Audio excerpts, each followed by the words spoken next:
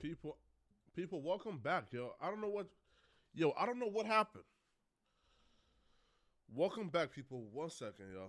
I don't know what happened. Y'all let me know if the lag is, like, if the stream is still good or like, if it's lagging.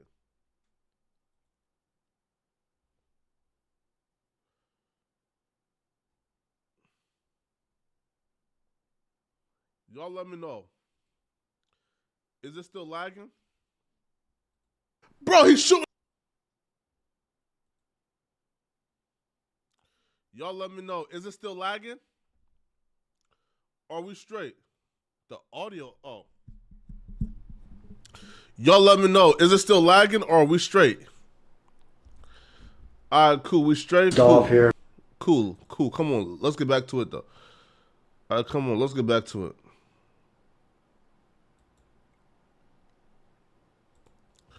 All right, here, listen, bro.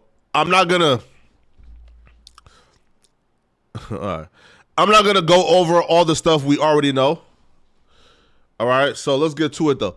So young Dolph and his brother pulled up. His name. And they walk into Makita's. Through the years, and I'm talking years ago. So they're about to run through young Dolph history of beefing with CMG and Big Jook. But here's what I don't understand, like I said before, right? If CMG and the beef with young Dolph is the motive behind this entire case, then why isn't young Dolph in prison? Through the years, and I'm talking years before what we're going to watch, having nothing to do with Mr. Johnson on trial, there were highly publicized incidents of violence directed by CMG against Dolph. He even wrote songs about it. Bulletproof, 100 rounds.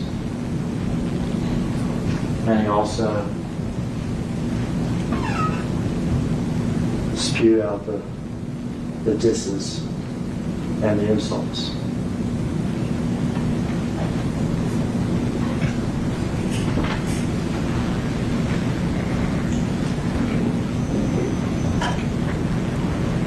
Stop it there. And this why you gotta hire real security, man. This why you gotta hire real security, bruh. Yo, young Dolph is on the phone, oblivious, having a good time, probably talking to a thick little shorty. His security, yo, look at his security yet, bruh. His pay, I know that's his brother, but that's his paid security. Marcus was his paid security. Yo, look at how Marcus is walking, bruh. Stop it there. Yo, if I'm paying security to secure me, bruh, right? Yo, I don't want to see. Yo, if I'm paying you to secure me, bruh, I want you to hop out that car. All right, all clear. Go, boss, come on. Right? I want you to secure some shit.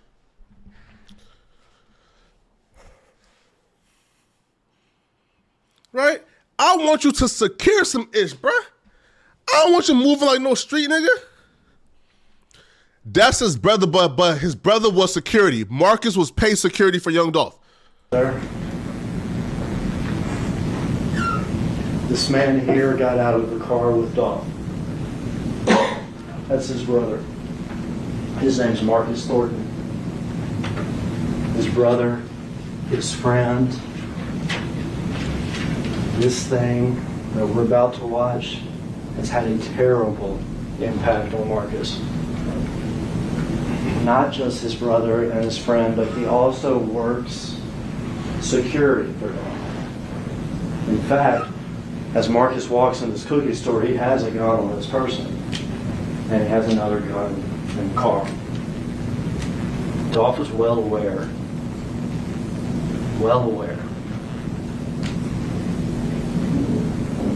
of the threats and the violence from CMG that were constantly hanging over him. Yo, count your days, Gotti.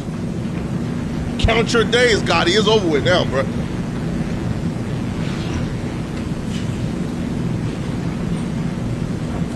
We'll wait 30 seconds.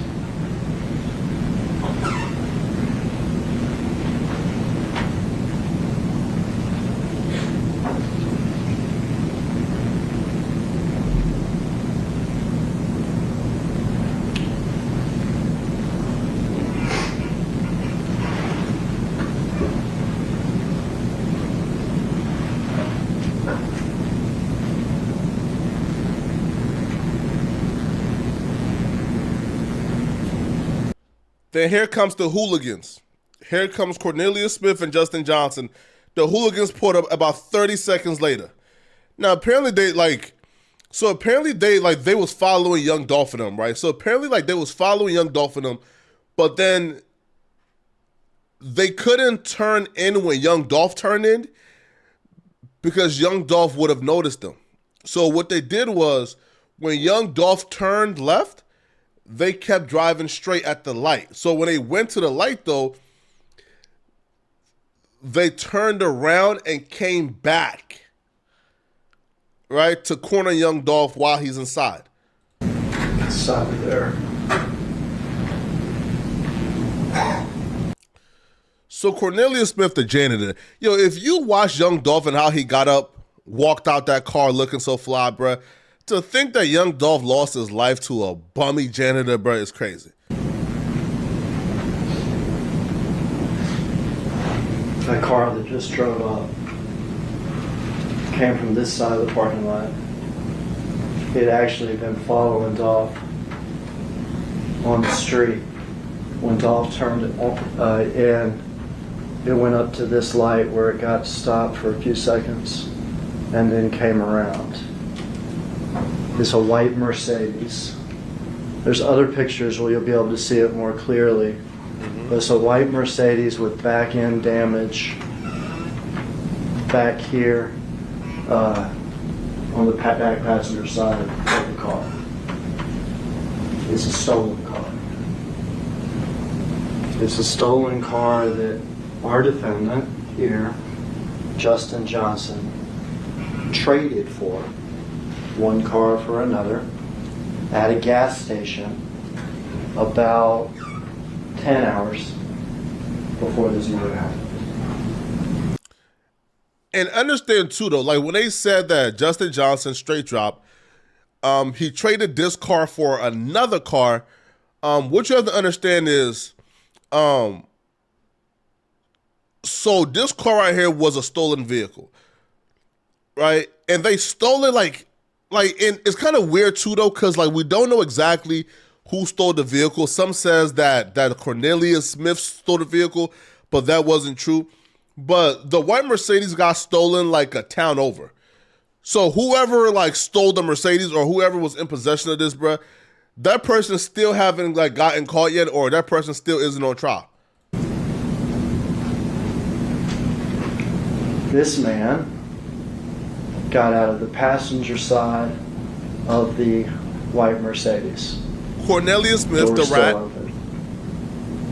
We saw him run to the parking lot. He's here with a large semi-automatic weapon. He's in a hoodie. He's got sweatpants. A gun he can't even use. Shoes.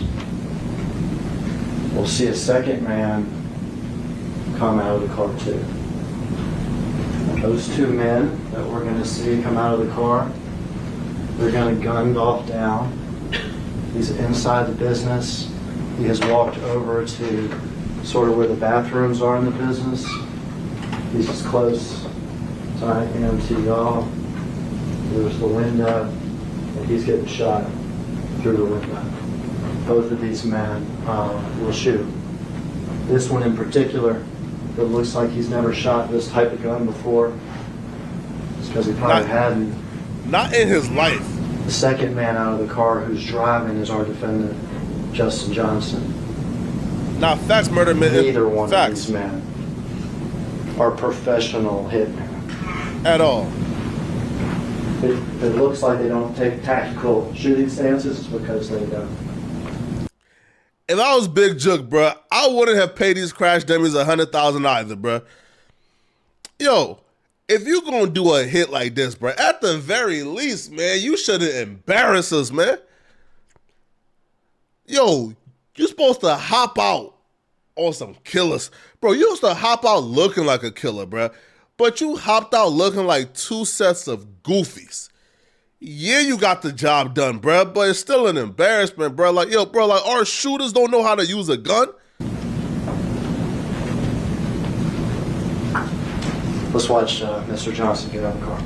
Facts, classic rock. He took that money and bought a Gucci North Face. Look at this peon, bro. Mr. Johnson get out of the car. Bro, he can't even control the gun. Bro, you can tell this was a janitor. But watch this corner right here. Focus on this corner right here. Focus on this bottom window right here.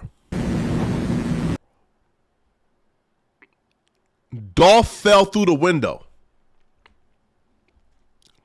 So they came shooting. Now, yo, where's Dolph's security? Isn't he supposed to be the first line of defense? Dolph falls through the window. You stop it here. And they keep shooting.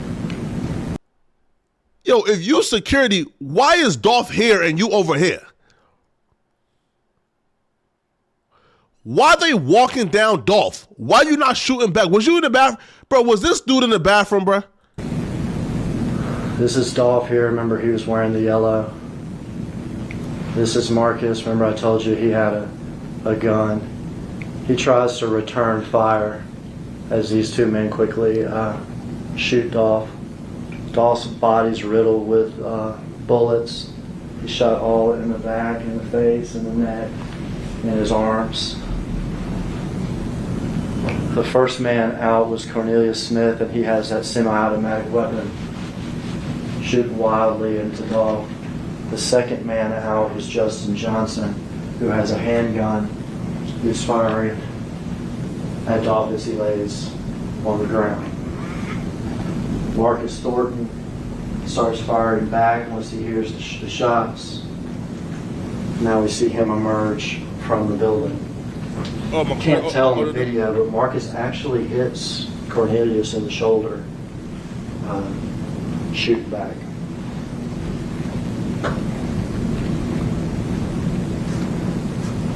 I'm going to spend some time with two things.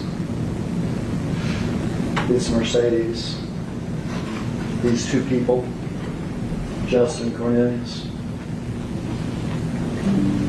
they didn't fall out of the sky on a Wednesday at 12:20 in the afternoon at a cookie store. They had been looking, they had followed them, and for them, this just business. This was just business. They don't even know each other that well. Let's start with Cornelius. Cornelius is from this neighborhood, Orange Mound. He's in his early 30s now. Cornelius has had serious drug problem. He does ecstasy and Percocet. They got the local fiend to kill. Oh no, yo, Jook a cold one, bro. Yo, Big Jook is a cold one, bro. Yo, bro, yo, I'll be real though. You have to be a drug fiend. For Straight Drop, it was personal. He wanted revenge on Young Dolph. Straight up. Like, Cornelius was just a smoked out drug fiend, bruh. And that's why they did him how they did him. And, at this point, they had to have known. We getting caught. The drug fiend going rat is all cool, bruh. Bro, you hire a drug fiend for a body? That's why he looked like that, like shooting a weapon, bruh. He's a crackhead. Bruh, he shakes without a gun. What you think he gonna do with the gun in his... Oh my God. Disgusting. He gets his drugs over on Bradley Street, just over 2 miles from the scene, from a man whose name you have heard, Hernandez Gobe. They don't call him that, though. They call him Quet. His middle name is Marquette, and it's shortened to Quet. So Cornelius gives his drugs from Quet. Quet is what in Memphis we call an old head, older guy, lives in the neighborhood, lifelong criminal. Look at this clown, nappy-headed Neanderthal pretending like he taking notes. Bro, you can't even read and write, bro. Bro, that nigga scribbling and scrabbling, bro, on a piece of paper acting like he taking notes. Cut it out, bro. Yo, you finna do life, homie. In and out of jail through the years. Quet sells drugs. Quet gambles on sports like crazy, online sports stuff. And then Quet tries to identify young rappers and tries to shop them to CMG, hoping to get a cut, hoping to hit it big. Years ago, he and his brother missed out on one of those big rappers. But Quet knew a young rapper who he was in the process of shopping to CMG. And that young rapper is Justin Johnson, who goes by Straight Drop. Sometimes I just call him Drop.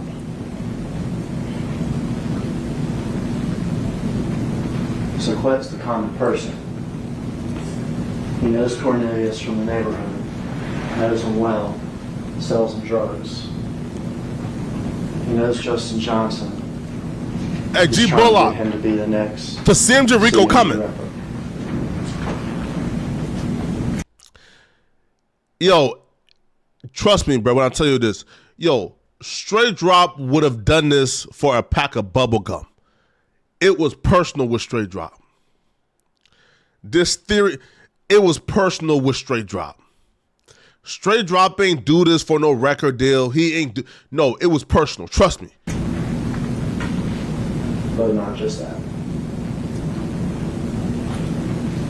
The business is not just rap. Because Big Chook, person I told you about before, that number 2 guy at CMG, he's put out a hit. A hit. $100,000 to whoever kills Dolph. Wow. He has met with Justin.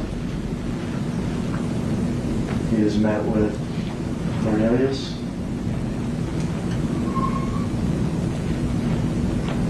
And they think they're ready to do it. They're definitely willing to do it.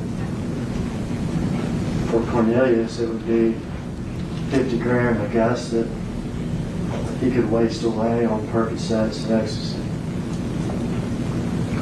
For Justin, it's 50 grand, but also a chance to make it big with CMG.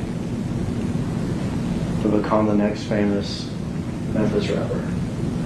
Straight Drop.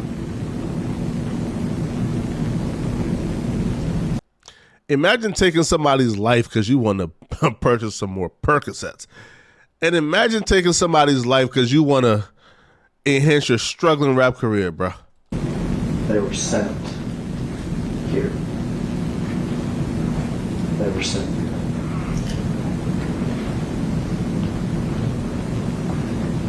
They're not professional hitmen. Not even monsters. I'm not going to call anybody a monster. This is just business for these two. Money for Cornelius. Excuse me? They not huh? Yo, what kind of low budget janky prosecutors? They not monsters. Bro, they killed that man in cold blood because they wanted to purchase some more Percocets. And they not monsters? Bro, what kind of theory is this? Now, like, I don't know, yo, like, if the prosecutor took, like, a crash course on street terminology, and he knows that calling somebody nice and sweet is a diss, and he's here trying to antagonize them on purpose, bro.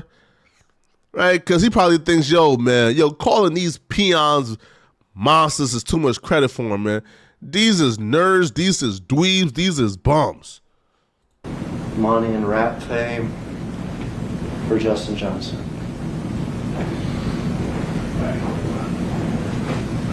They did the best they could, really. Stolen car. Better to use a stolen car that can't be traced back to me. When we still shot the video, you'll see that they're wearing gloves. Afterwards, the guns get disappeared. The car gets ditched in a neighborhood and wiped down and moved and wiped down and moved. Their plan is to go their separate ways and just disappear into Memphis.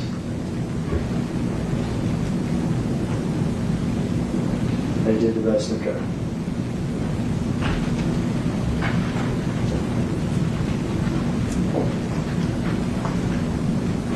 I guess I could have gotten away with it. You get the guns gone, you get the car wiped down, get the car hidden for long enough. You're wearing masks, you're wearing hoodies, you're wearing gloves. Do it so quick, but it takes seconds. You get in, you get out, you get separate, you get disappear, and I guess you get away with it.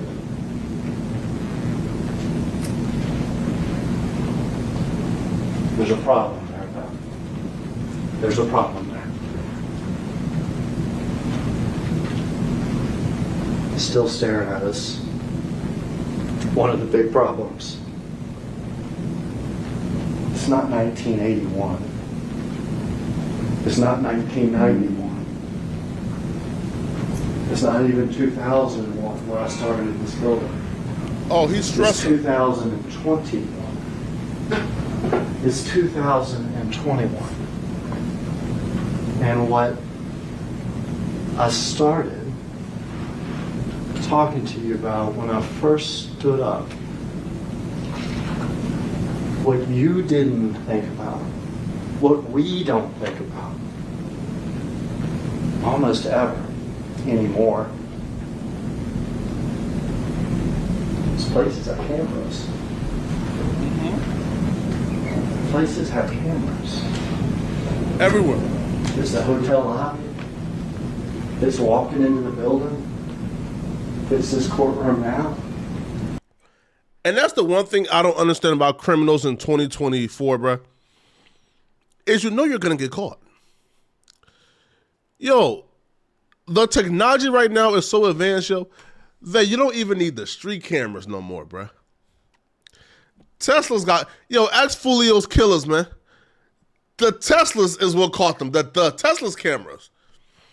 My Benz got a camera that records as well. So now you got to worry about the cars catching you. And if it's a high profile case, listen, you can probably get away with killing a pookie like Cornelius Smith. A crackhead, drug fiend janitor who ain't never done nothing, would never amount to nothing. You can probably get away with murdering him. Memphis police probably going to look for about a week and move on to the next nigga that got it. But you kill young Dolph, bro, they finna exercise every resource in their power, bro, to get who killed Dolph. A lot of places that have cameras. And also what we don't think about, we didn't have to in 1981 or 91, whatever, is we carry phones around.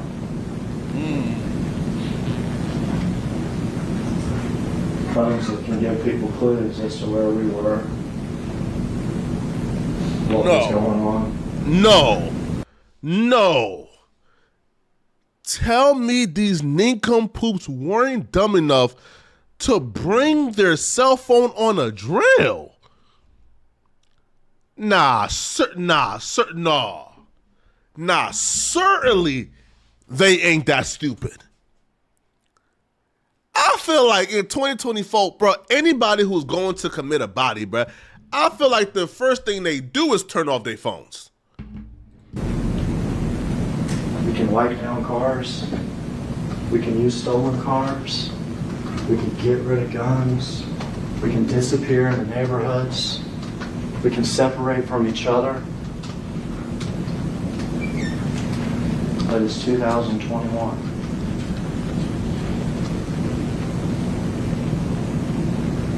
Now, I guess I didn't think about that. We back up the video about 3 or 4 seconds. All right, we can stop there. All right, so what we saw before was this man first. Remember the one with the automatic weapon, the larger of the 2 weapons? He got out of the car first from the passenger side. He ran around and shot the gun wildly into Dolph. We're concerned in this trial, Mr. Smith is charged with murder too. So is Mr. Govan.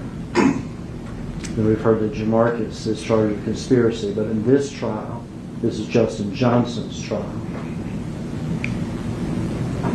This is Justin Johnson. He is wearing tennis shoes that have white soles. See this one better in this shot. White soles, they're black with a little white stripe. There are times in the video where you can see his socks, and they're white socks. He's wearing gray sweatpants. In fact, there's angles in the video that you can see that this gray sweatpant on this left leg has a little silver-like emblem on it. Real small, it's shiny sometimes. He's wearing gloves. See it maybe better there. He's wearing a black hoodie. He's wearing a mask. And he's wearing a Bass Pro hat. All right, so black tennis shoes. The white sole. White stripe up the middle of the tennis shoes. White socks. Gray sweatpants. There is a little emblem that you can see in some angles on the leg. Yo, Black like this still shot is fooling everybody, bro. Like in this still shot, mask, and he's got a Bass Pro hat. he looked like he know how to shoot. Store is only not even a quarter of a mile from where we're sitting, right here. There's other angles and other still shots where you can clearly see it's a Bass Pro hat. And there's other angles where you can see the little emblem that he has on his sweatpants.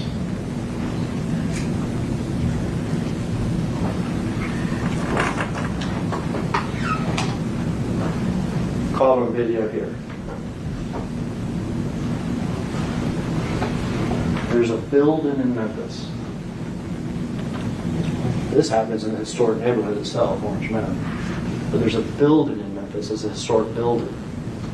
There's only like 10 or 12 of these buildings. Yo, I can't stand this dirty ninja, man. Yo, I can't stand this dusty. Yo, I can't stand this dusty ninja, bro. Look at him. Hand on face.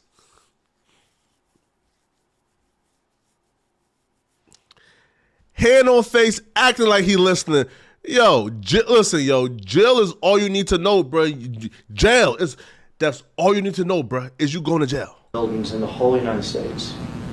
They used to be, back 7 years ago, Sears buildings. Okay? Huge. Largest square foot building in Memphis. Here, let me see.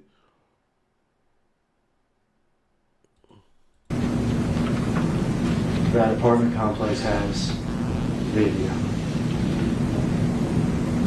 And everything else right there. Okay? Justin Johnson, 2021, has a mother and a sister that have apartments in that building. The building is 12 stories high. Huge footprint. November 17th, 2021.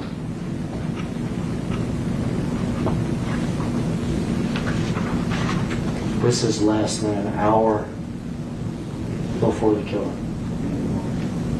This is he Justin cooked. Johnson in the elevator, leaving the building about an hour, really less than an hour, before the killing. He cooked. Bro, he cooked. Listen, bro.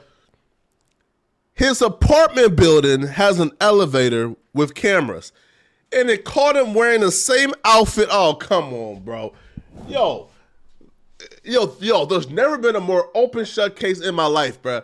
You mean to yo, it's like the old Block 5 case, bro.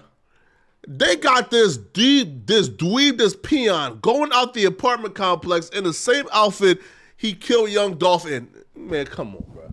Yo, you couldn't change in the whip? Black tennis shoes, white soles, white stripe up the middle, gray sweatpants, black hoodie, Bass Pro hat.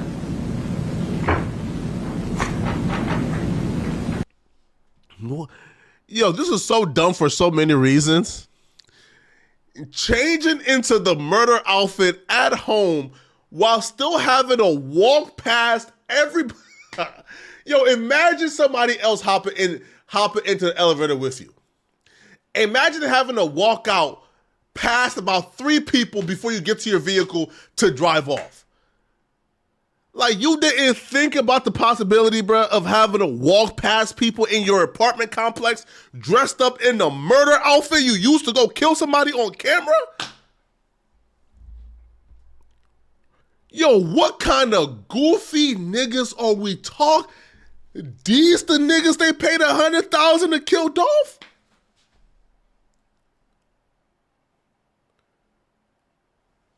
Yo, you could have paid the local crackhead what they did. Cornelius Smith was the local crackhead. But you could have paid 2 local crackheads, bro. A crack rock and some new socks, bro, and they would have done a better job, bro. They would have came militant up, my nigga, doing backflips and shit.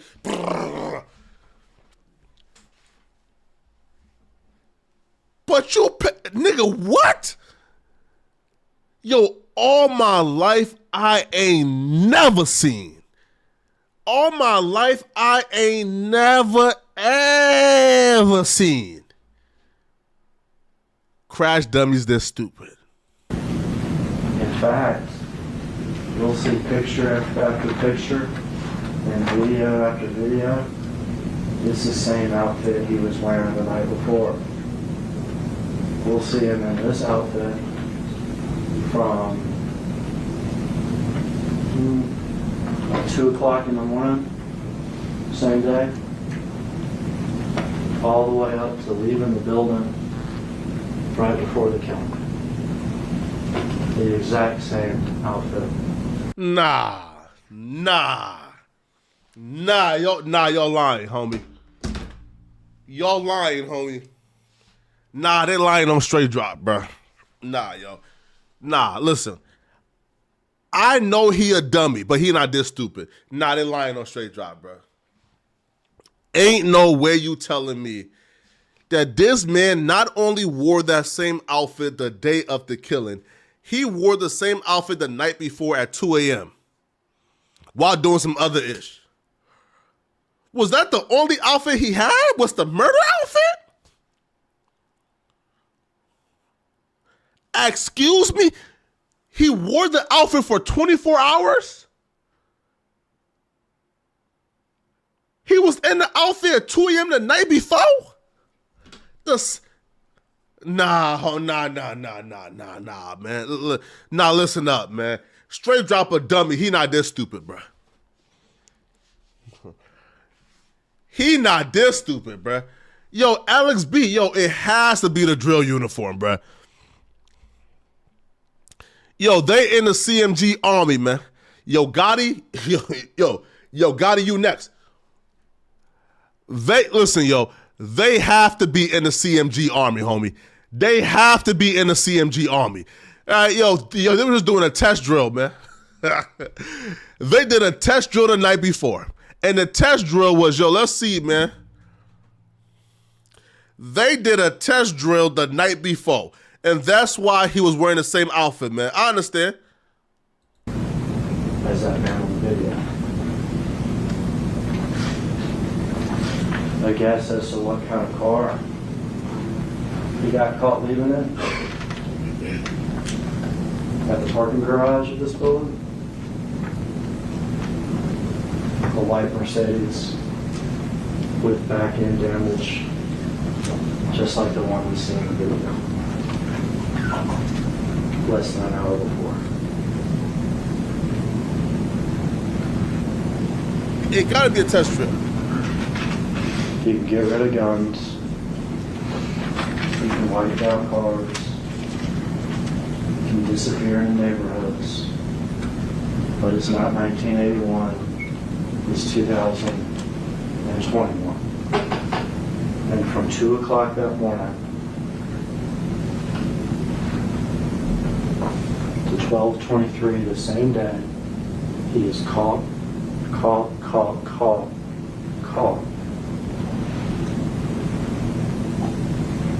Again and again.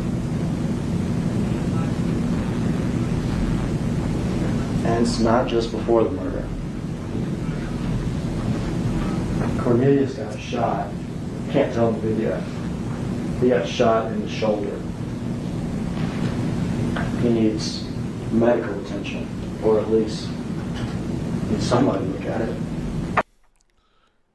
Yo, tell me Cornelius ain't go to the hospital, y'all.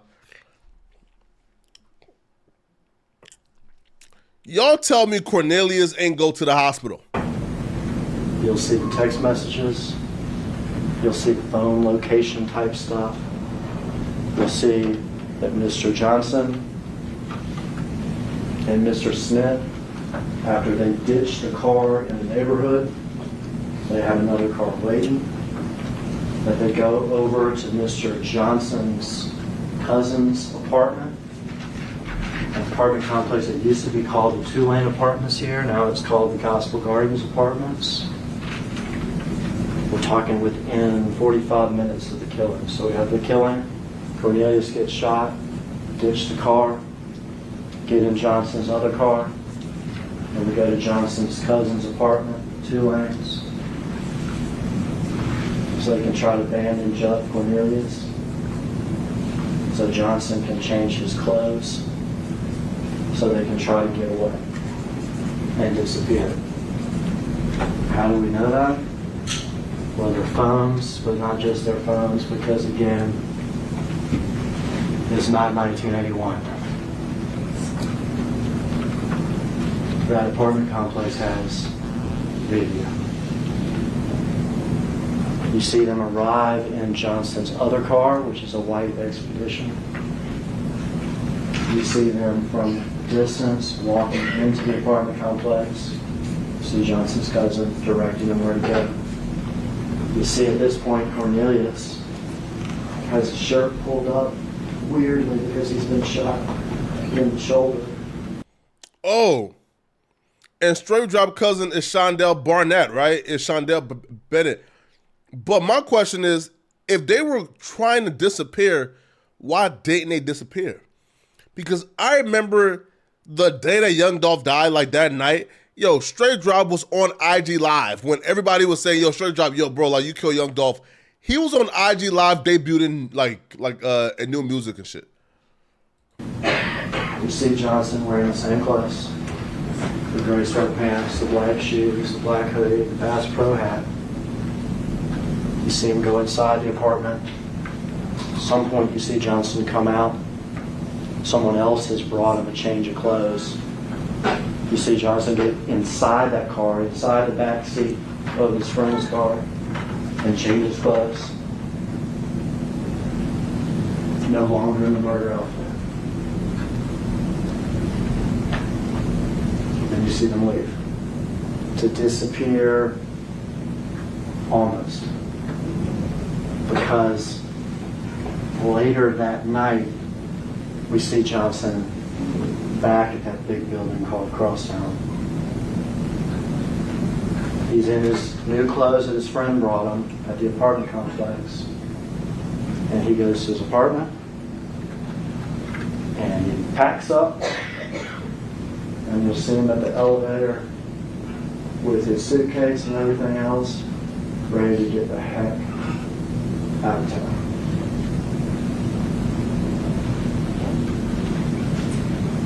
The contract hit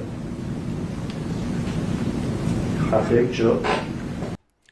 Because they found Straight Drop in Indiana. That's where they found him at. They found him in Indiana. But he was on IG Live that night, bruh. Flexing. The hitman found and solicited Hernandez Governor. Okay, who big they caught left. The hitman, a druggie from the neighborhood, Cornelius, and the aspiring young rapper, Straight Drop. And they could have gotten away with it, but they didn't. So why ain't Big... So that's my thing. Because Big Jug just died this year. Why didn't they get Big Jug like locked up? That's what I don't understand. Why didn't Big Jug get locked up? That's what I don't understand, right? Because if they're saying in court, Big Jug was the hitman who found Hernandez Govain to rally up some crash dummies to do it, then why wasn't Big Jug ever locked up? Because Cornelius been snitching, right? Like, I reported Cornelius was snitching like 6 months after they was caught. So he been ratting. But why was Big Jug never arrested? That's what I want to know. All right, that's what I want to know. All right, man. Like 1 second.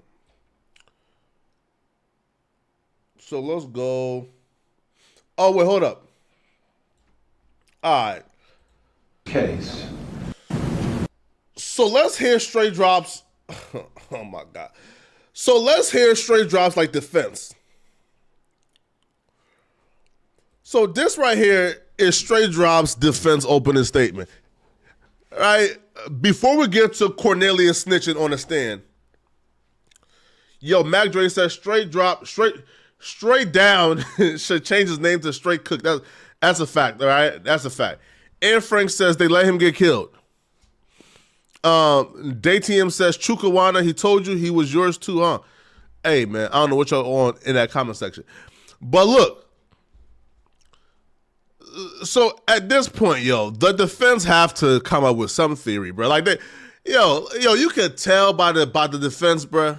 Even how he's sitting in his chair, he knows Straight Drop is guilty. He know he cooked, bro. But you gotta get up and say something, which is why it's like only 14 minutes long. He gotta get up and just say something, man. Thank you, Judge.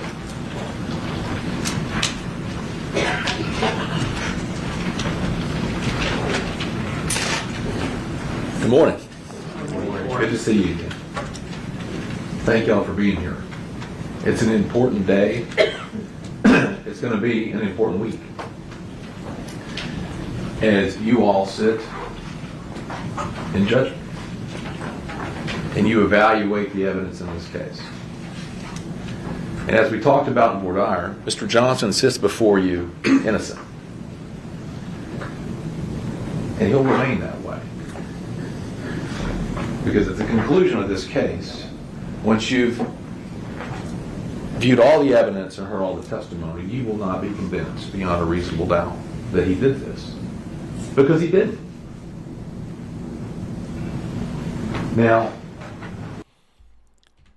Yo, homie, yo, this is a free lawyer, man. This right here is a free lawyer, bro. You can't convince him, man, that like straight drop pay some money for this lawyer, bro. Nigga, what? He ain't do it. Bro, you could have came up with some, bro, listen, yo, bro, you could have had a creative theory for this, bro. You could have said, listen.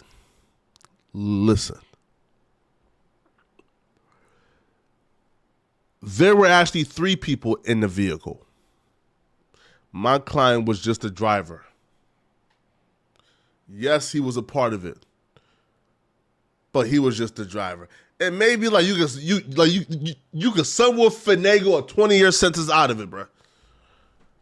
Or my client was a young, dumb 20-year-old man who wanted a record deal. And because he wanted a record deal to change the lives of his family, he was led into the arms of the wolves, the CMG empire, cocaine music group. Yes, he took part in this, but he was not the shooter. And you could try to finagle a 20-year sentence, you come home at 45 years old, and you straight, and you can still live your life. But you trying to go down this route, bro. You doing life. he didn't. Now, Mr. Haggard was a very skilled attorney, did a great opening statement. But there's always 2 sides. And there are certain things about this case that I'm going to urge you to be paying particular attention to.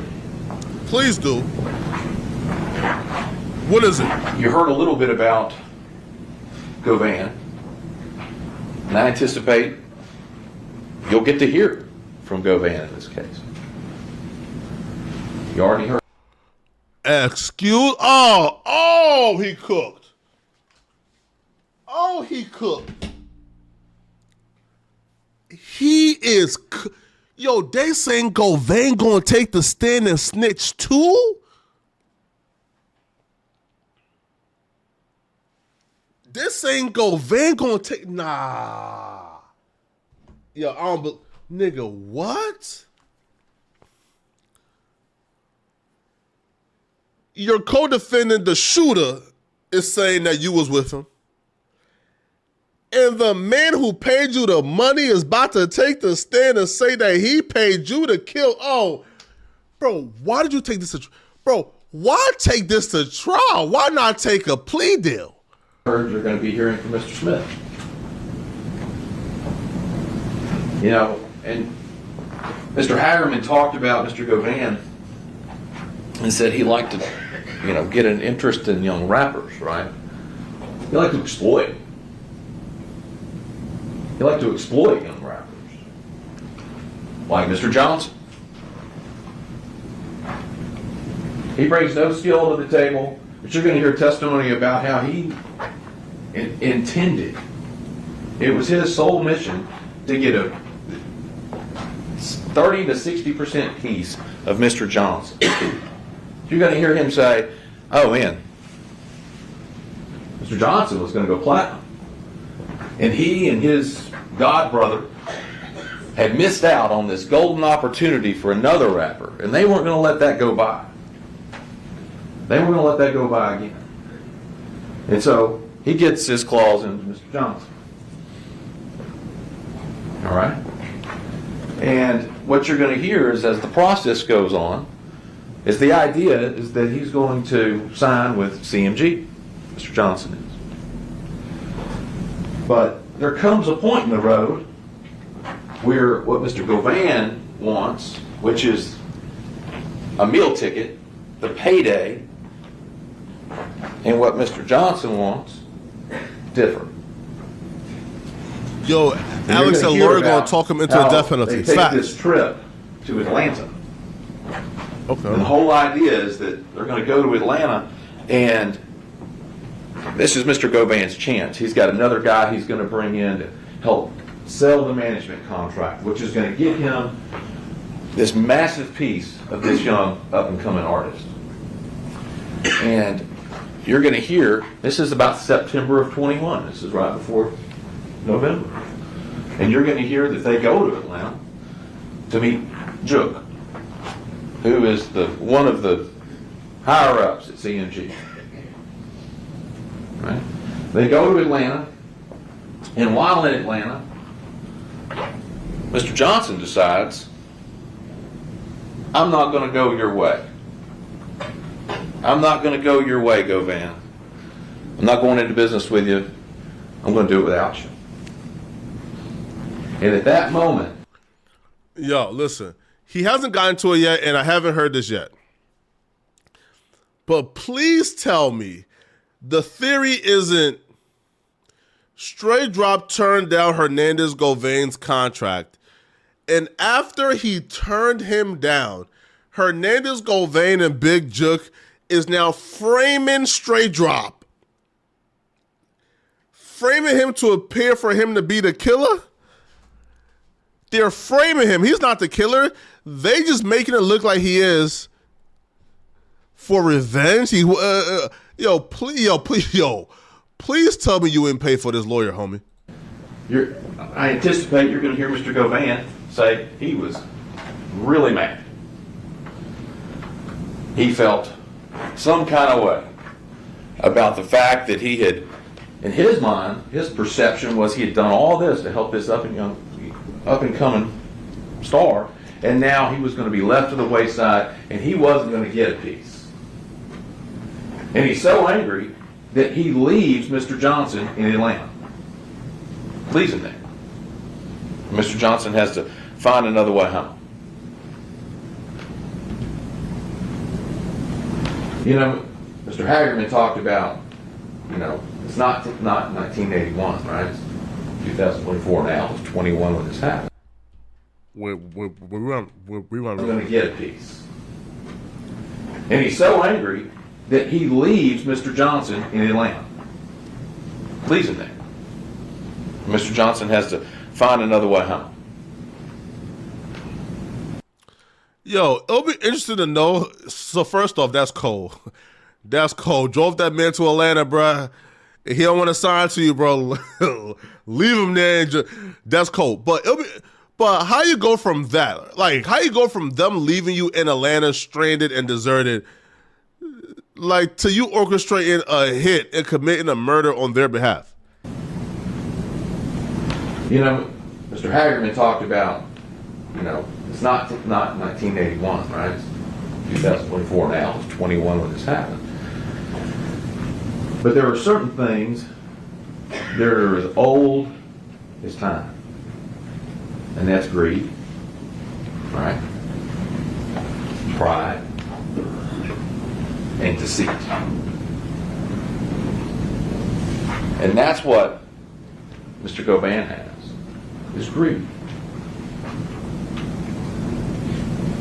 And then he gets angry because if he can't get a piece of this young artist, nobody can. Nobody can. Okay. It's time to tank this one because he's not going to go with it. What's the theory, homie? Get to it. And Govan, you're going to hear, and the state has said, is soliciting. He's in the middle of this thing with Dolph.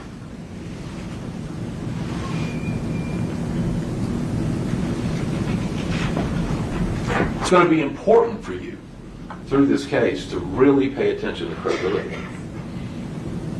When you hear witnesses like Govan testify, why is he saying what he's saying? What's he getting at? He's getting something, and you're going to hear it.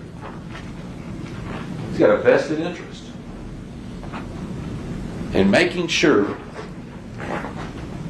that he saves his own hide and takes this young rapper, this young man, off the board, since he wasn't going to go with him in the first place, since he abandoned him. What's the theory, sir? Sir, I hope you... Yo, listen, yo, chat, comment real quick, yo. What do y'all think this, like, the theory he's getting to at, bruh? Because it sounds like he's about to give us the dumbest theory. It sounds like he's about to give us the dumbest theory in court history. He's about to say that because Straight Drop ain't signed to Hernandez Govain, that Hernandez Govain, like, framed Straight Drop or got him involved in this so he could get arrested and go to jail for life instead of signing to somebody else. I'll be real, yo. Yo, there's very few people on earth I think is that... Yo, if Straight Drop is innocent, there's very few people on earth who I think is even capable of that much hatred in their heart. Somebody will set you up because you... Man, stop it, bro. Not to share any of his money going forward. Yo, don't ever pay a lawyer who ends his sentences in court with... because he wouldn't share his wealth. Nigga fire. Yo, if I bring you to court, bro, and you ending your sentences, you is ending your points, your bullet points with, he wouldn't share 30% of his wealth. Nigga, bye. Bro, I'm personally coming on and dragging you out of court myself, bro. I'll represent myself, homie.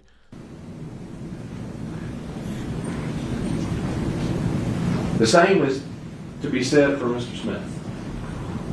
You're going to hear from Mr. Smith. And Mr. Hagerman tells you, he says he's going to tell you that was meeting injustice.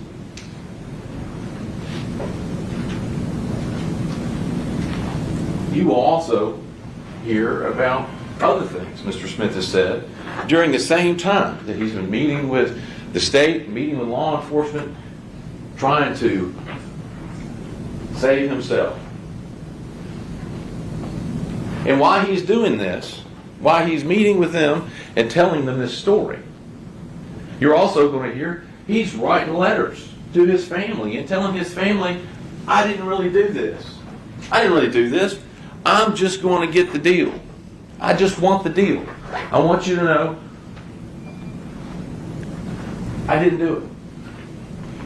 I'm just saying what I got to say to get myself home. Oh, this lawyer is a peon. Oh, this lawyer is a peon. You think the jury about to listen to the fact that... Wait, hold up now, bruh. Oh, he's saying that Cornelius is innocent too, and that Cornelius is just lying on Straight Drop, and Cornelius don't know who killed young Dolph either?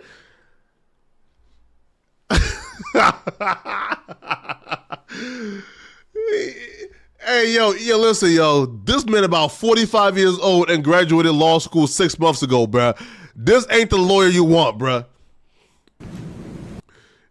Yo, it was crazy too, yo, because Straight Drop's like first attorney was like a powerhouse attorney. Because his first attorney, Straight Drop, lucked up, right? Like, his first attorney was like on like magazines. And apparently, like, the first attorney was a powerhouse attorney who owns his like own firm, but he does like charity work with the court system, and he represents, you know, criminals who can't afford a great lawyer. So Straight Drop first attorney was some powerful dude. He got off the case because he probably ain't want his reputation to take a hit by representing somebody who killed young Dolph. So now they brought in this dude, bro, who's like 45 years old and graduated law school 6 months ago. How much bigger of a motivator could someone have? And it makes you question. If he's saying those things to other people, how do you know the truth? How does the state know the truth before they put him up, right?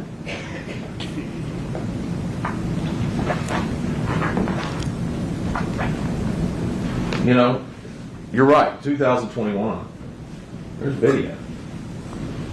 And I'm going to tell you now, similar clothing doesn't equal the same. All right? Video is going to show what it shows. You're going to be able to watch it, evaluate it, look at it. The crosstown videos and pictures that they show you, look at them, evaluate them. Absolutely. But similar doesn't mean the same. For mass-produced items, you have to ask yourself, is there anything particularly significant or unique about those items? Oh, this nigga ain't trying.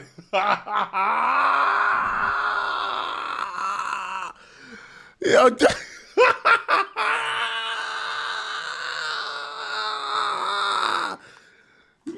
oh.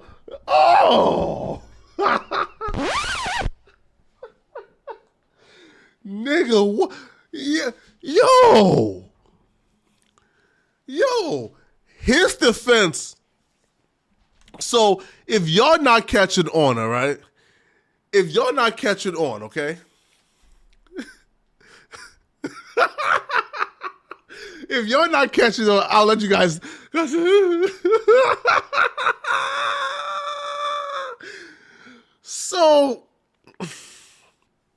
So this clown of an attorney, his defense for straight drop is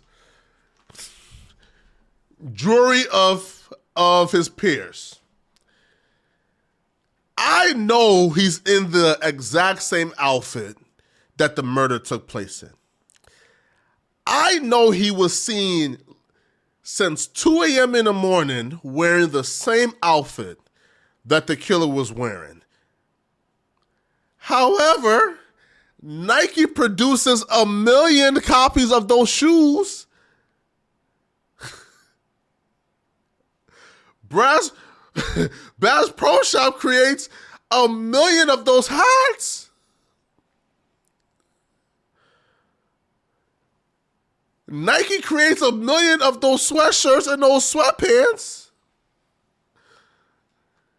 And somebody else on the exact same day, the exact same hour, decided by coincidence they was going to wear the exact same outfit as Straight Drop. Oh, yo, Straight Drop, yo. You's a piece of garbage, and you should rot in hell. But I think it's unfair, bro. Yo, you at least deserve a fighting chance, homie. You at least deserve a fighting chance, yo. I think it's messed up how they doing you, Straight Drop. This can't be your last hope, bro. This cannot be your last hope, Straight Drop. You deserve a fighting chance, homie. And that's coming from me. I hate your guts. Listen, I don't like you not one bit, Straight Drop. But even I feel bad for you, homie. This ain't right. They couldn't have been obtained by another person and worn by another person. And look, if that video on its own and the other part of that was enough, why would we need to hear from these other folks? Why would we need to hear from them?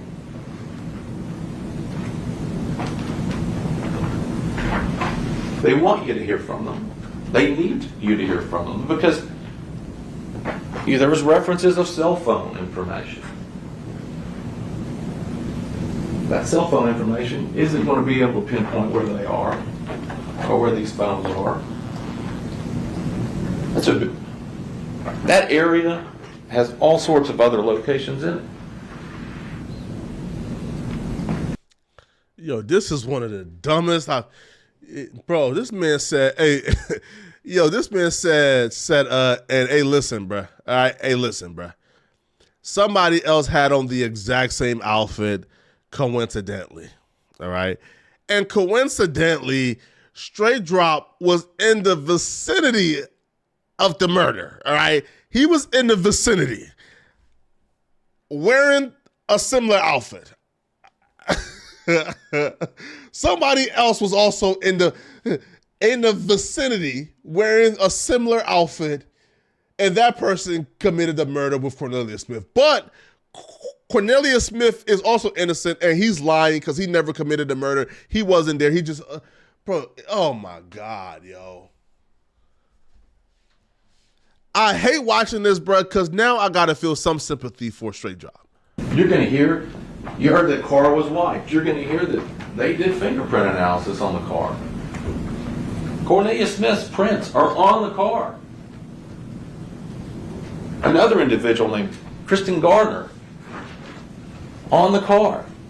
Another gentleman named Trayon Ingram on the car. You know whose fingerprints aren't on the car? Justin Johnson. And if it was wiped and then moved and wiped, as the state suggests, then how are their prints on it? That's the first solid argument I've heard all day. That's the first solid argument I've heard all day, but his prints are not on there, bro, because he wasn't dumb enough to touch it without his gloves. Duh. Bro had on gloves. But that's the first solid argument I've heard all day. Straight Drop was not dumb enough to not wear gloves. So shout out to him. You're going to hear that they did touch DNA, right? So lucky. It's not 1981 anymore. We got touch DNA now. Forensics has come a long way. Crime scene unit went into this car and did several swipes for touch DNA.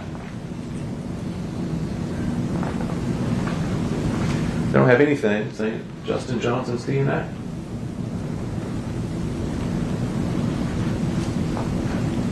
The car that they got, a dude got shot, according to Cornelius Smith. I mean, he got shot in the shoulder. No blood in the car that we're going to hear any forensic analysis about. How is that? These are the things that you as jurors will have to pay particular attention to throughout this case.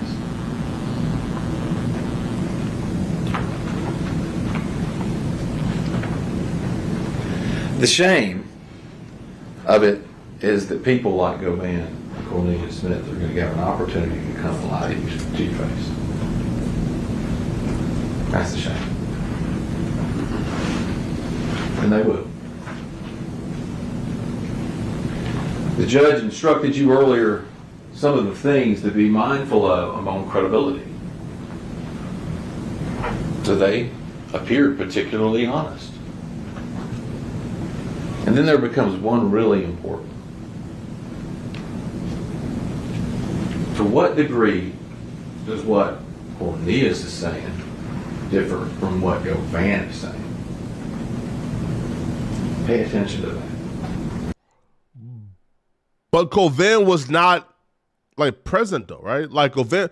Now I feel like Govan can probably speak towards how the money got exchanged. Which, yo, I'll be real, like, I'm shocked that Govan is taking a stand, because like Govan is like an OG that's directly linked to Big Jook and Yo Gotti. And he turned rat? Nah, that's crazy. Why is it different? The truth is one thing, right? One thing. And I'm not talking about inconsequential facts. I'm talking about this was a horrible thing that happened to Adolph Short and his family. It wasn't just every day. So, why are they telling different stories? So, we talked about this in Board I or some.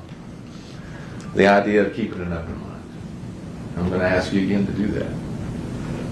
To hold any judgment or consideration on that issue until you've heard everything.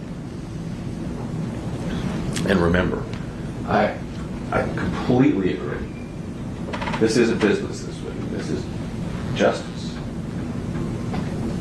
And as we talked about in Board I, Your job is to mete out justice in this case. Okay. Absolutely. A life was lost. Absolutely. But as we talked about in Vordaer, and you all agreed, it's never justice if you convict the wrong person. All right, yeah, what's your thought? So I'm gonna say this. I think the defense opening statement was a solid. I'll give it a 3 out of 10. Right? Deplorable for about the first 9 minutes. It was deplorable. The last 5 minutes, he sort of did his thing. He sort of, acted like a lawyer, right? Presented, his fingerprints isn't on it. Listen, like Cornelius Smith story and her Govain story is conflicting. They can't be trusted. That's a decent theory, bro, but the video evidence don't lie. I'm just being real. It doesn't lie. But, let's get to the point where we've been all waiting for. All right, let's react to Cornelius Smith taking a stand and ratting. Before we get there, though, man, shout out to Jerky. He said, "What's up, Butterball Flacco?" Yo, what up, Jerky? Yo, bro, what you up to, man? All right, yo, what you up to, man? You feel me? And why you calling me Butterball, man?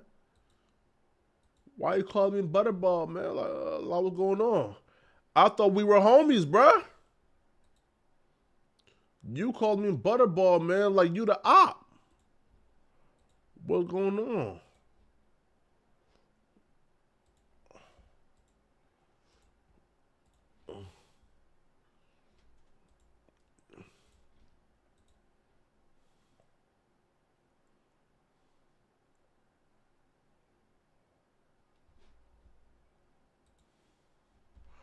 What's up, man? Listen, yo, like you called me Butterball, man, like you the op. What's going on? What's going on? All right, but let's pull it up, though.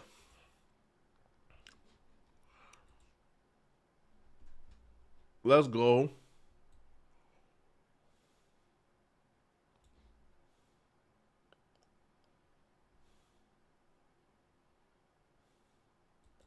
All right, Cornelius.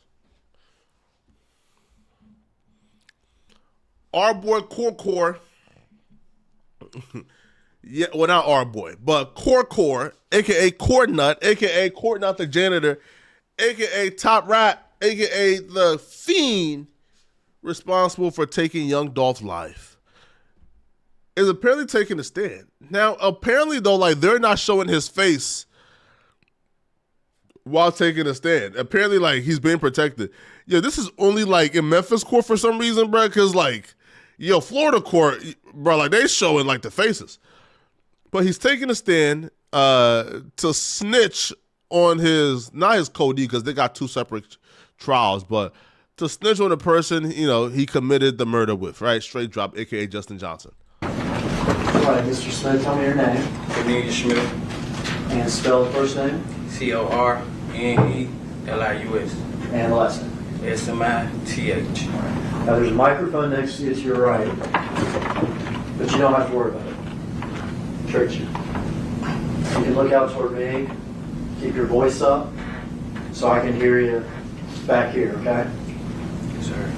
And when I ask a question, or when the defense attorney asks a question, or the judge asks a question, you've got to verbalize your answer, okay? So shaking the head and everything, I know that. Oh, just a cold posture, man, for some rotting, man. If you on trial and you see Cody take that stand like this, comfortable, no anxiety, like this, not even fidgeting, he just calm and relax because he know what he about to say. Oh, you in trouble now, bro. He about to do some prestigious snitching, yo. He about to do like a Hall of Fame badge writing. This level of writing, bro, is Hall of Fame worthy. Yo, bro, you about to see a nigga bruh, put you to jail with a smile on his face, man. This why you don't do people wrong, yo. This why when you make sure you treat everybody with respect, make sure you treat everybody well, man. Because y'all violated and y'all did Cornelius Smith wrong. So now he in court about to send you to prison for the rest of your life with a smile on his face because he big chillin'. I know what it means. Yes, sir. But she's taking down what you say. And so we need it like that. Gotcha. All right. How old are you? I'm 34. Where are you from? I'm from Memphis, Tennessee. What neighborhood? Like Orange Vine area. Okay. Like what streets did you grow up on? Off Lamar and Sims. All right. You got a family? Yes, sir. I have 5 children still living. I lost my son in March of 2020. Okay. And let's talk about 2020 because 5 kids and your bum ass is out here committing murders? well, that was a terrible thing, right? Yes, sir. How old was he? He was 9 at the time. And that had an impact on everybody. Yes, sir. Had an impact on you. They smoked the baby? Yes, sir. It caused you to take up some old habits. Yes, sir. I went back to popping pills and not caring about nothing. Before 2020, were you working? I worked in schools in Germantown. What'd you do for the schools in I was a Germantown? janitor. Did you do good at that job? Yes, sir. Your son dies, you say you start popping pills. Yes, sir. Oxycodone and ecstasy. Street drugs. Yes, sir.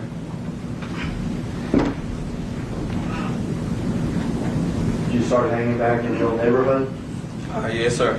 Started hanging around a lot of old friends. All right. Some of those old friends trouble? We all in trouble. I'm gonna say that. We all in trouble. And I'm looking here, Cornelius, at your criminal record. You were convicted of aggravated assault in 2011, is that correct? Yes, sir.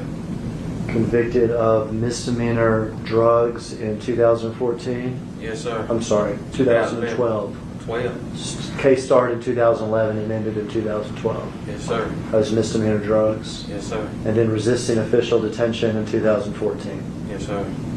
That same Cornelius Smith. Yes, sir. And you're presently charged in this case with conspiracy to commit murder and with murder, is that correct? Yes, sir. And you have an attorney in this case, is that correct? Yes, sir. And is he in the courtroom? Let me get out of your Yes, way. sir. Okay. Yes, sir. What promises have I made to you with regard to your testimony today? No. Have I told you that you're not going to testify and walk out of here? Yes, you told me that. Do you know that you're going to prison? Yes, sir. Have I told you that it's very important, though, for you to tell the truth? Yes, sir. I told you it's important to tell the truth. He's smart for framing it like that. He's smart for framing it like that. Yo, have I made you any promise? No, you didn't promise me nothing. You know you're going to prison, right? Yeah. A deal ain't a promise. I'll see what I can do. Deal ain't a promise. The judge will be more lenient on you. Deal ain't a promise. So technically, he not lying. Yeah, right. You know, you got a deal to where you might do 25 to 30 years in jail, maybe 20. So technically, hey, I ain't lie, right? I ain't promise you nothing. I said maybe. Who knows? Maybe. Because I said so? Yes, sir. And because the judge will evaluate whether or not you told the truth? Right. And have I told you it's in your best interest to tell the truth? Yes, sir. Are you here to tell the truth? Yes, sir. I want to skip forward. Okay? We're going to go back to everything. But I want to skip forward. Tell me about the day that you were arrested for this case. It was my daughter's birthday, actually. And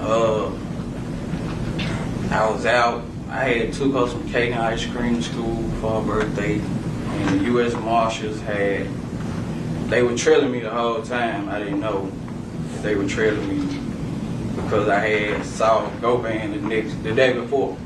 And he was telling me that, police was on to us or whatever. And he asked me when the last time I spoke to Justin.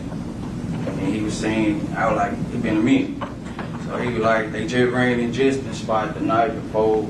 And he said that they been shooting at him and that I need to get rid of my phone because they own us. And the next day, I was locked up, like, Police, police captured you? Police captured you that day? The next day. Did they get your phone that day from you? They ain't get it from me. I left it with my children's mother, or whatever. They get your phone from your children's mother? Yes, sir. So you didn't throw it away like Govan told you to? Nah, I ain't threw it away. I gave it to her. Oh. Now, when the police first arrest you, I mean at the very start, do you say, hey, I want to tell you the truth about this whole thing? No. I ain't never did it. Okay. Yo, bro, he's still acting like, yo, he's still acting like he hard and solid. Nah, I ain't never did that. I ain't never told no police I wasn't telling them the truth about everything. Bro, you were a rat. Did they interview you right after they arrested you? Yeah, they interviewed me in Mississippi. Okay. Did you tell them the truth or the lie? I told them a lie. Okay. At some point after you're arrested, did you decide to tell the truth? Yeah, once I came to my senses and Justin had wrote me a kite. Objection. Justin.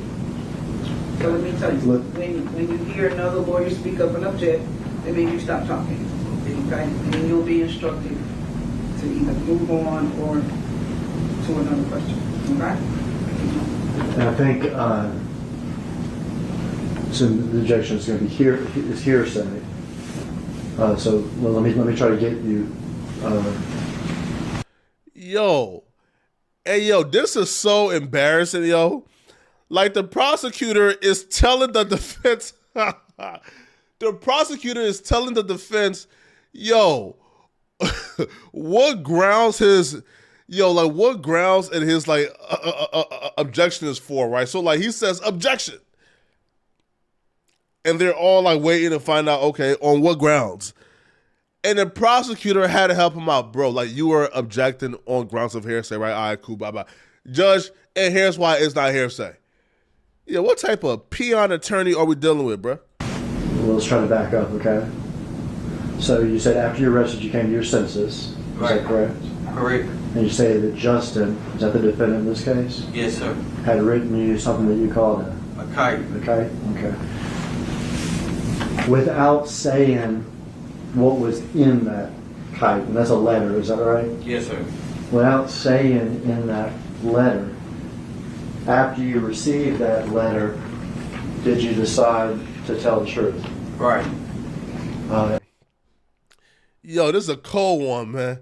Yo, this man said, yo, I wasn't planning on snitching. And then Justin wrote me, bro, telling me not to snitch. And I thought, nah, yo. Nah, homie. Yo, you just writing me pissed me off, man. Make me want to put you in jail for life. Yo, how you got convinced to snitch after that man wrote you asking you not to snitch? And what did you do once you decided to tell the truth? I had spoke with my lawyer. And thereafter, have you met a few times with detectives? Yes. And have you met, if we count those 2 minutes right back here, I guess 3 or 4 times with me, is that correct? Yes.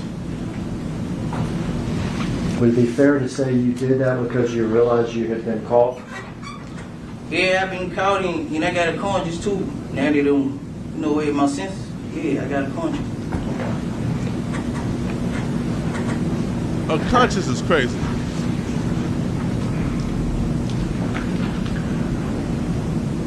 I'm going to play a video up here, Cornelius. You can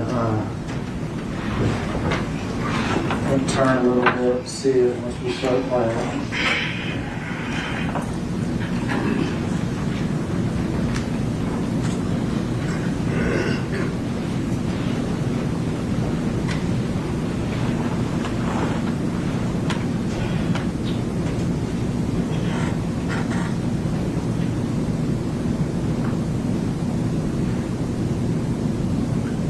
For the record, you're playing what's been marked as, or will be marked as exhibit number 5. Listen, you can stop it right there. All right, Cornelius, what are we looking at? That's the day that we had saw young Dolph and them pulling Makitas. All right, so whose car is that? That's young Dolph's car. All right, and you say we, who saw this car? Me and Jessica. Well, let's back up then and tell me how you know Justin. The biggest thing I want to know is how did they know Dolph was going to be at Makitas?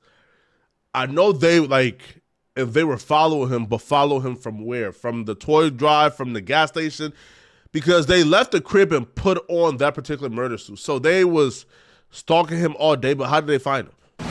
Through Govan. All right, and who is Govan?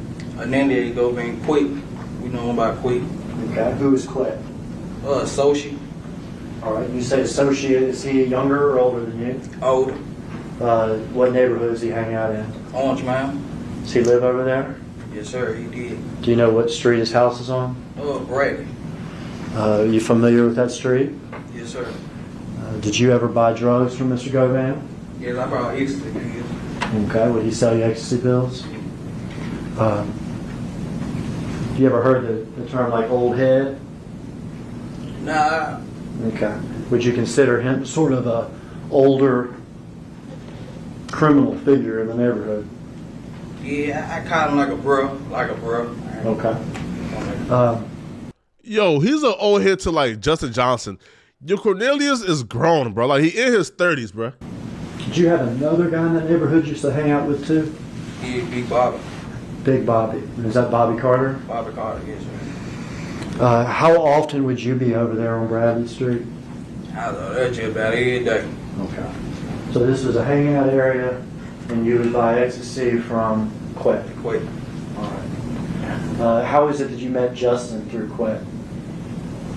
Just, like, being around, basically. Being around. Would Justin be around Quet too? Yeah, he'll be around quick. Do you know why Justin would be around Quet? They look at each other like brothers, brothers, Okay. and then just rap or whatever. All right. You knew Justin to be a rapper? Yeah, Did you know his rap name? straight drop. And did you know Quet to be involved in, I guess, the rap business or something? He called himself. Okay. What sort of would he call himself as far as being in the business? I guess a negotiator. I don't know. A negotiator. Bro, that's hate. That's hate, bro. That's hate, Cornelius. Hey, yo, was he involved? I mean, I guess he called himself involved in music business, bro, but he wasn't shit. Yo, that man was a manager, man. Call that man a negotiator, bro. Say, I don't know. Oh, no, yeah. Okay. Do you know whether or not he was trying to negotiate for straight drop? I guess trying to get him a deal. Okay. Do you know who he was trying to get him a deal with? Big Juke and him got in him. All right. You said Big Jook, is that correct? Yeah, You ever heard of the music label CMG? yeah, Is that Big Jokes? yeah, Big Juke and him. And his brother, right? Yeah, His brother's Gotti, is that correct? yeah. Okay. Before this day, which is in November of 2021, about how long had you been knowing Justin? 3 months. A few months. About how many times do you think you'd been around them? Couple times we done went to the club together. We've been around each other a couple times. Okay. And for the record, I know that it's a formality, but for the record, can you point him out in the courtroom and tell me what he's wearing and stuff? Yeah, that young brother over there with the button-down shirt, blue and white button-down shirt. Yo, crime is cold, yo. Imagine coming to court to send a man to jail for the rest of his life while still calling him the young brother. Oh, the young brother over there. Bro, what? At that point, call me Justin. We ops. The record could reflect that he's identified the defendant, Mr. Justin Johnson, Your Honor. Let the record reflect that the witness has identified the defendant. The young brother over there. So how did you get to be with Justin Johnson this day on November 17th, 2021? We knew that, they had a hit on Dolph and them head or whatever, so. Who had a hit on whose head? Big Jook had a hit on Dolph head or whatnot, so. How do you know that Big Jook had a hit on Dolph's head? Cause Quit had told me about it, Quit, and, you know what I'm saying, being just. How much money was it supposed to be? $100,000 on Dolph head. And had you agreed to do this hit? Yes, sir. Had Justin agreed to do this hit? Yes, sir. We all going to do it together? Yeah, they been on it, but yeah. Wait, where is the objection at, though?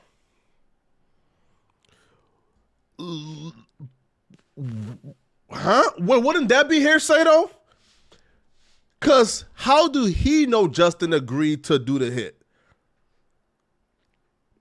How is he privy to a conversation that Justin had with Hernandez Govain? If anything, that will be the objection and that will be the hearsay. You peon-ass lawyer, bruh. Were there any arrangements as far as splitting the money or anything? Yeah, me and him supposed to be giving Quit $10,000 apiece. All right, so you and him were going to give Govan $10,000 apiece? Yeah. And how much were you going to? For what? Oh, they is dummies. You mean to tell me, bruh, I'm doing you a favor, Hernandez, because you trying to get in with CMG and juking them. I'm doing you a favor by catching a body on your behalf, and I still gotta give you $10,000 a piece, so you still getting $20,000 out the $100,000, and I'm doing the murder, I'm doing the hit. Why am I paying? Yo, I'm paying you as if you did me a favor by negotiating the deal. Yo, this shit crazy. I was getting 40, he was getting 40. Okay. Had you spoken with Justin about this? Yeah, we had been talking about it. Okay. This was not something that just happened this day, but something that was in the process for weeks? Yeah, How did y'all hook up this day, if you remember? he had pulled up to get me. He came, he got me or whatever. Where'd he get you from? He got me from my father's house. Where's your father's house? Out of Monsignors. Orange Mound area? Yeah. Had either you called him or he called you or anything like He this? had called me the first time I missed the call. Then he called me back, I answered. He was telling me basically they were pulling up because we already knew what was going on. When you say you already knew what was going on, you already knew that this is about? Yeah, because we knew they were doing the turkey drive, so we was actually on our way to Westwood. Had you and Justin talked about this particular day before? Like, not the specific day, like, we just knew that it was turkey drive going every day that week. Okay. You knew that, is it fair to say that you knew Dolph was involved in these turkey drives this week before Thanksgiving? Yeah, we didn't know we were going to catch him, but we knew he did his artist. You know, everybody had a hit on their head. Everybody had a price on their heads. From Jook? Yeah, from Juke. Yo, Joke was a literal Satan, homie. Yo, Jook was Satan, bruh. And that was going to be y'all's business this week? Yeah, that was after he knew me. When he arrived at the house, do you remember what he was driving? White Mercedes Benz. Okay, had you seen that car before? Nah, I ain't never saw that car. Did you get in the car with him? Yeah, I got him. Was there anybody else in the car? Nah, it was just me and Jessica. Were there any guns in the car? Yeah, they was on the back seat in the bag. Do you remember what kind of guns they were? A Draco, handgun. Okay. And Draco, Memphis, some type of bigger semi-automatic weapon, is that right? Yeah. And then a handgun? Do you remember what you were wearing that day? I had on some gray sweatpants, orange and white Jordan 1s, and a blue Gap hoodie A blue Gap hoodie with a do-rag on. with a do-rag on. Did y'all have gloves? I had my own glue. You had your own gloves? He had his own glue. When you got in the car, did you have your gloves on? Nah, I ain't have no gloves on. That's why his fingerprint was on the... Bro, what type of dummy is this? So you brought gloves to the crime scene, but you didn't wear the gloves when opening up the vehicle with your bare hands? Yo, use a... You said Justin had his own gloves? Yeah, he had his gloves on. Some black gloves. He had his black gloves on before he picked you up? Yeah. Does he get out of his car and pick you up, or do you go up to the car? How's that work? Nah, I got out the house, came out the house, walked, and got on in the car. Okay. Off to do the mission. Yeah, do a mission, try to catch you. Somebody, Try to catch one of the rappers yeah, one of them at the Turkey Drive in Westwood. in Westwood. Yeah. All right. What happens after y'all get in the car? We went back on Bradley Street. He got some out of, I think they were like a expedition truck that he had parked on Bradley Street. And then we took the back street. We was at Lamar Airways. We at the light. So he picks up, let me get this right. He picks you up in the Mercedes, is that right? Yeah. But you go to Bradley Street. Yeah. And is there an expedition already there? Yeah, expedition already there. Parked in the yard. Do you know who parked that expedition there? I guess he did. Okay, but we're not allowed to guess in here. Ah, well, Okay. So nah, was I it- ain't see him parking though. Okay. I don't see him. And what color was it? White. A white expedition. He white. Did y'all do anything when y'all went to Bradley Street at that point? He got something out the truck and then jumped back in the car. I got you. So he gets out of the Mercedes at Bradley Street, goes. Yo, this man was fiending for a body that day, bro. It looks like he's like, yo, is he's low key like the mastermind, yo, bro? Like he set up a lot of traps, right? Because he went out of his way not to get caught. So he a little smarter than the rest of them. But I'll be real, yo, I don't think this is like Straight Drop's first body, bro.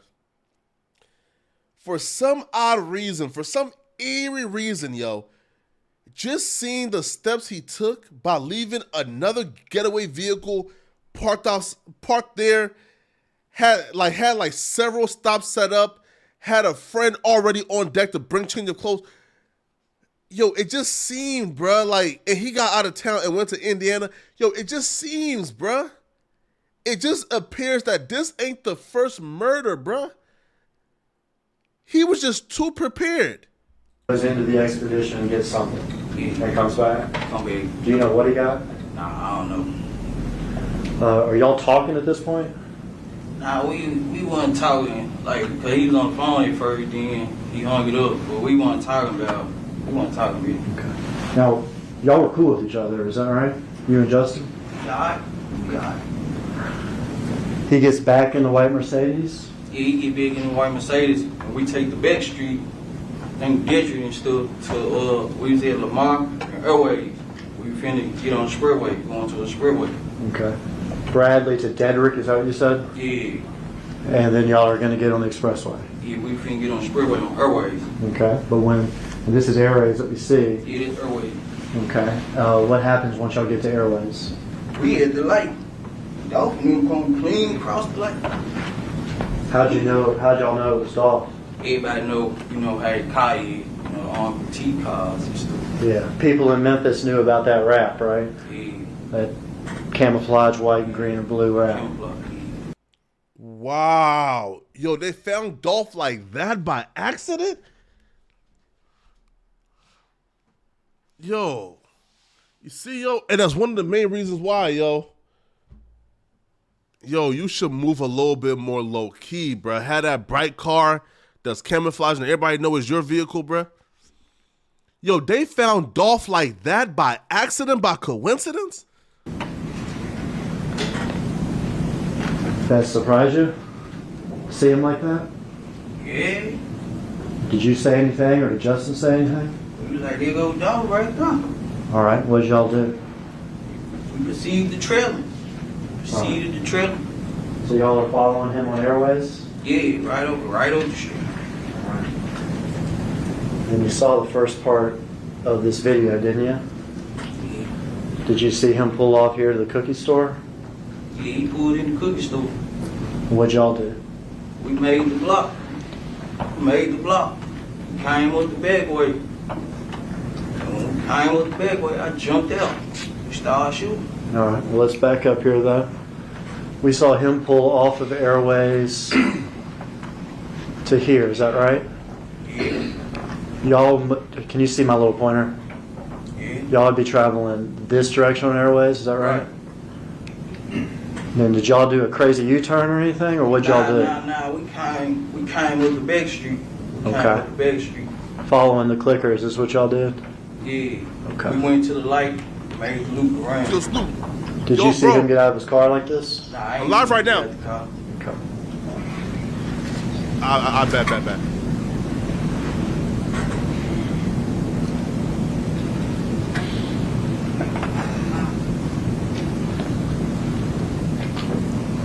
Who got more calls? Straight driver, break, bro. You gonna be a couple.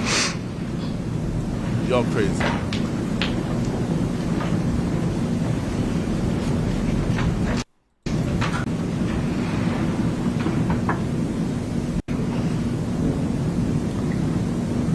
Say y'all, Yeah, this is right there. stop it here. It's me. Can you stop it? All right. We're gonna back up. I wanted to, back up a little bit. All right. First guy out of the car, who's that? It's me. That's you? Which one of the guns do you have?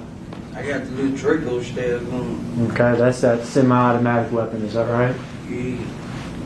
You ever shot that thing before? Nah, I ain't never shot me. I don't know. Okay. You can proceed, Iris. Bro, we could tell you never shot it. That's your Gap hoodie, is that right? Yeah, it's me. That's you, who are you shooting at? Don't. All right, now back it up again, Miss Iris, if you would.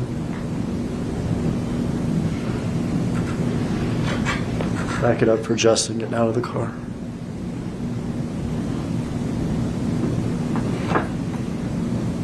All right, who's the second person here that got out of the driver's side?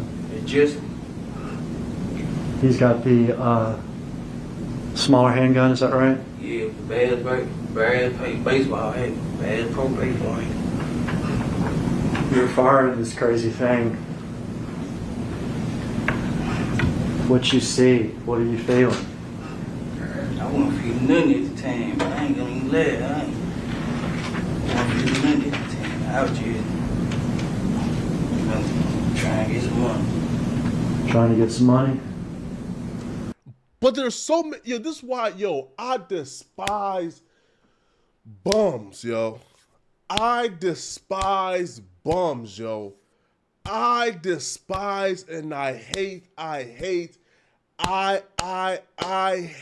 bums. I hate bums. There's so many ways to get some money. Get a job. Donate plasma. Donate plasma. Sell some cheeks. Go pimp a hoe and sell her cheeks. There's just so many ways to get some paper, and you chose this way. You chose to do it this way. Oh, y'all y'all trifling, man. Bet you probably would have wasted on oxycodone, and ecstasy.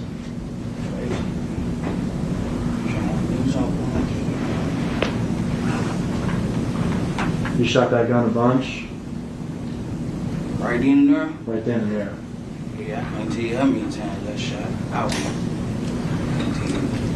Aiming for Dolph? I ain't know. Was he able to say anything to y'all, or was he able to run or get away at all? I shot through the glass, so I wasn't close up on him. I was shooting through the glass. Okay. I saw him standing by the window. I just got out and started shooting. All right. Proceed till Justin shoots. There with the handgun. Who's that? It just, All right. You proceed. All right. You stop right here. It's Dolph's brother, Marcus. Did you know that he shot back at y'all? I ain't noticed until we pulled out. And there was a bullet hole in my side window. And I told Jason, I'm like, man, I'm hit. He was like, I'm hit too.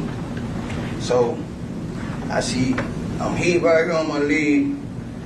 And I see a bullet hole in my sweater. I said, damn, I'm hit. So we driving out, he was saying he was hit. I'm talking to him, making sure we on Rick, making sure he's straight. I'm like, you alright? He's like, yeah, I'm straight. But the bullet head went in my arm. It was a bullet in my back. I'm going to back up. You and Justin here are running to the white Mercedes. Is that right? Alright, You get in what side of the car? I get on the passenger side. And Justin gets back in the driver's side? Yeah, he get back on the driver's side. Y'all get in the car. You can watch the rest of the video here. Did y'all see Marcus getting a second gun from his car? Nah, Alright. but when we pulled out, and I knew it was shots back, I was finna shoot back, but there were too many cars coming, and I ain't just want to hit no anybody, so I ain't shoot back.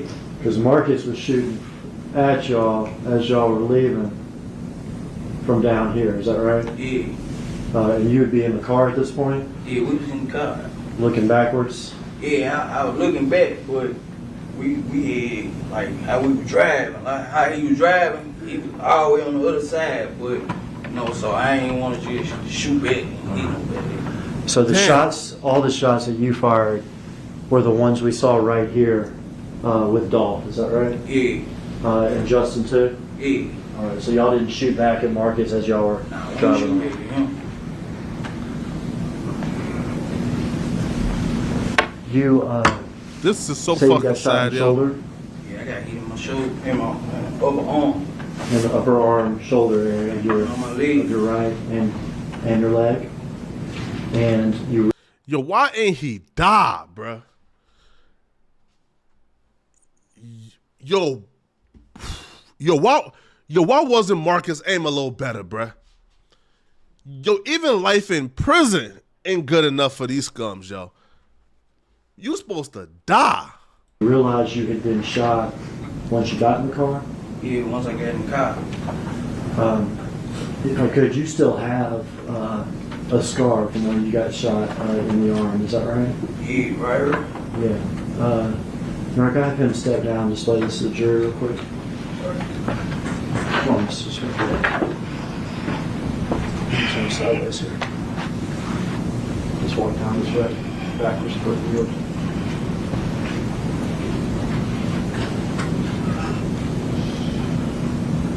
Make him stop.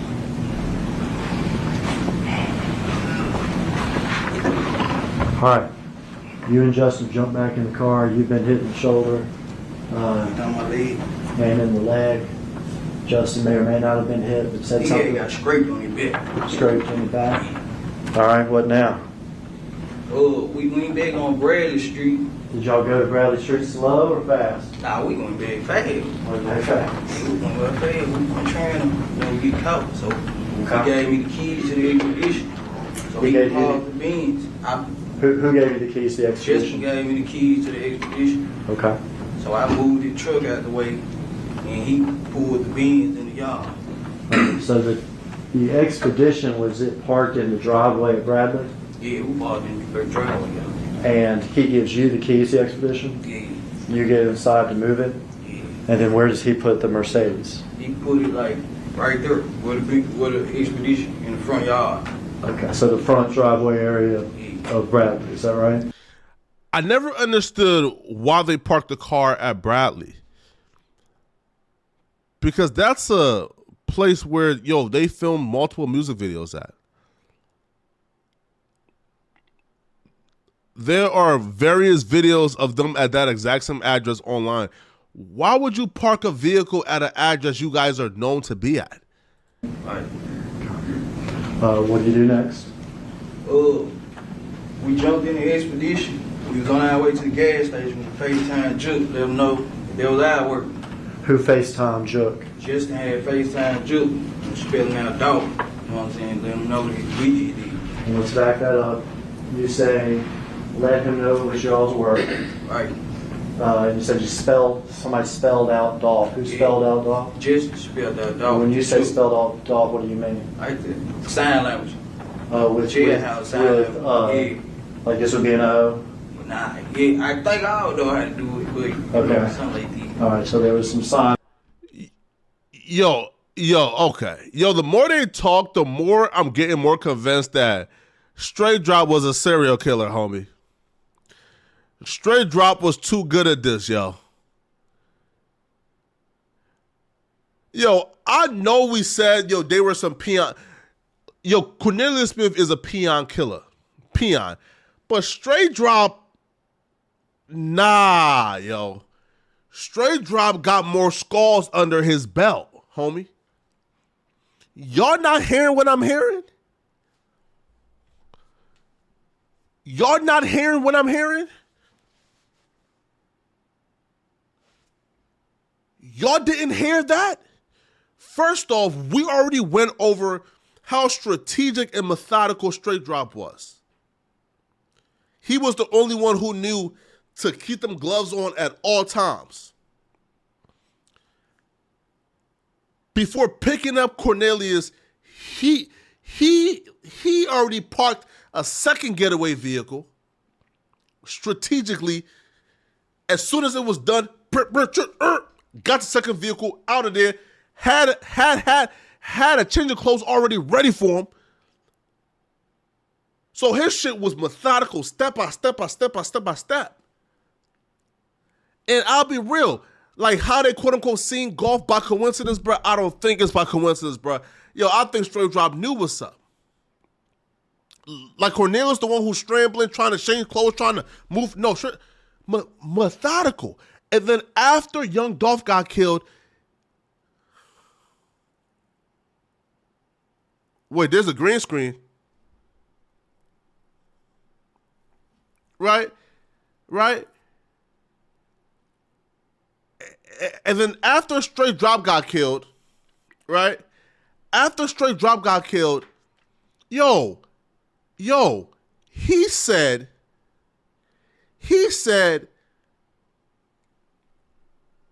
they FaceTime Big Jook.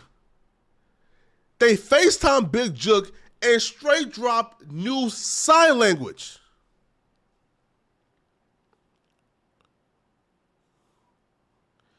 Straight Drop knew sign language. And he was able to spell out Dolph in sign language. In sign language. Over the phone. Come on, bruh. Bruh. This was a killer. Then y'all just took care of Dolph. Who's that? Short call, long call? It was short. Did you hear Jook say anything back? Yeah, he'll get with us when he get done with the kids, like get up one on. He'll get with y'all when? I didn't hear that last part. Get up, or finish with the kids, or something like that. But he was busy with his kids. Yeah, something like that. Gotcha, but he would get up with y'all after that. Okay. How are you feeling at this point? I'm hurting because I was shot. Where are y'all's guns at this point? We had them in the backseat of the expedition. Okay, so y'all brought them with you from the Mercedes to the expedition? Yeah. Were y'all still wearing your gloves? Do you remember? I don't remember. Okay. So y'all are in the expedition.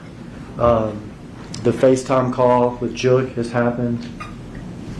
What do y'all do? Where y'all headed? What y'all saying? We went to the gas station, put some gas in the expedition truck first in the University of Memphis area. Then he was trying to find, Justin was trying to find somebody at the house we could go so, we could get cleaned up or whatnot.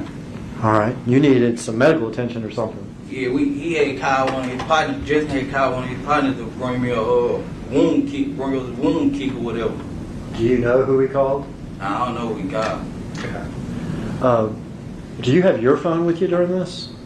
Nah, my phone, I had left my phone in the Benz, in the Mercedes Benz. All right, so when you got in the Benz from your house, did you have your phone with you? Yeah, I had my phone, I put it in the glove department. Okay. When you got out to shoot Dolph like we saw, did you have your phone with you?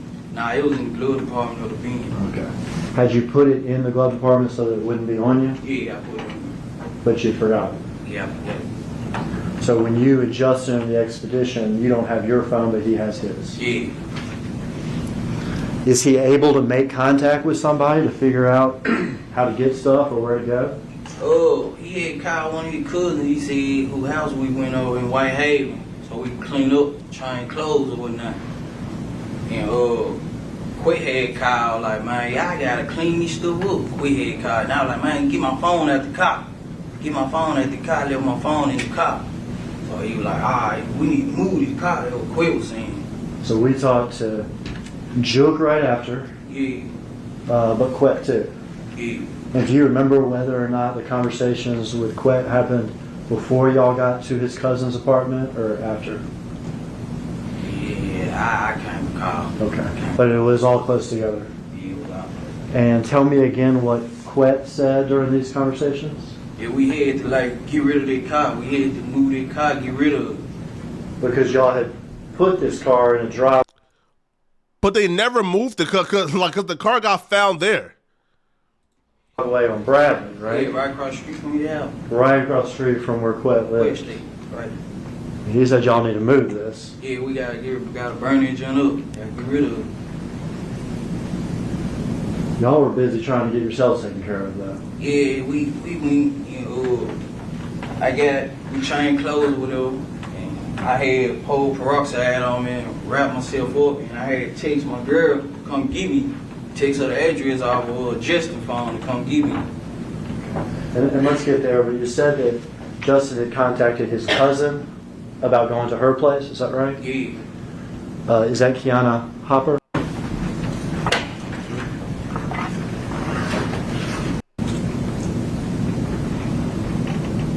Oh, that's the cousin right here. See that person there? Yeah.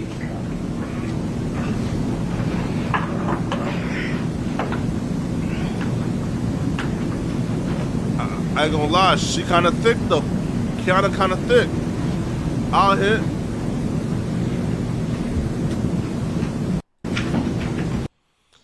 Hey, listen, man. Now there's a second part to this testimony.